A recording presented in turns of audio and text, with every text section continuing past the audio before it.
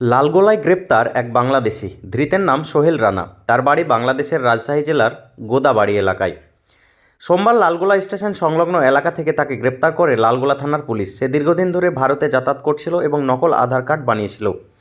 সূত্রের খবর, সোহেল রানার আধার কার্ডে তার বাবা ও মায়ের নামের জায়গায় লালগোলা থানার আটরসিয়ার বাসিন্দা নিজের পিসেমশাই আব্দুল রশিদ ও পিসি শেফালি বিবির নাম নথিভুক্ত করেছিল।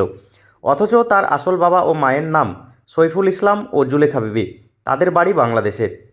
এছাড়াও সোহেল রানা প্রায় 7 বছর আগে ভারতে তারা পিসি মেয়ে সেলিনা খাতুনকে বিয়ে করে। সোহেল রানা চেন্নাই সহ বিভিন্ন জায়গায় শ্রমিকের কাজ করত, কিন্তু সোহেল রানা ইদানিং আধার কার্ডে তার ঠিকানা পরিবর্তন করেছিল এবং সেই ঠিকানা চেন্নাইয়ের পরিবর্তে লালগোলা করেছিল। পুলিশ তদন্ত নেমে বেআইনিভাবে আধার কার্ডের ঠিকানা পরিবর্তন করে দেওয়ার অভিযোগে লালগোলার বালিগ্রাম থেকে অলিউল আলম নামে আরও একজনকে গ্রেপ্তার করেছে। এছাড়াও বাংলাদেশ থেকে ভারতে আসতে সাহায্য করার জন্য জলঙ্গি থানার দয়ারামপুর থেকে সাহারুল মোল্লা নামে একজন দালালকে গ্রেপ্তার করেছে। একজন বাংলাদেশি সহ মোট 3 জন ধৃত ব্যক্তিকে আজ মঙ্গলবার 5 দিনের পুলিশ হেফাজতের আবেদন জানিয়েছে লালবাগ আদালতে পাঠায় লালগোলা থানার পুলিশ।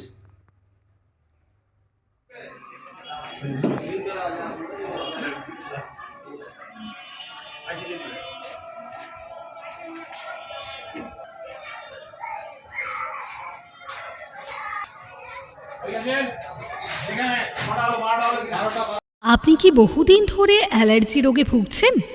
অনেক জায়গায় অনেক ডাক্তারবাবুকে দেখিয়ে ওষুধ খেয়েও কোনো সমাধান পাননি?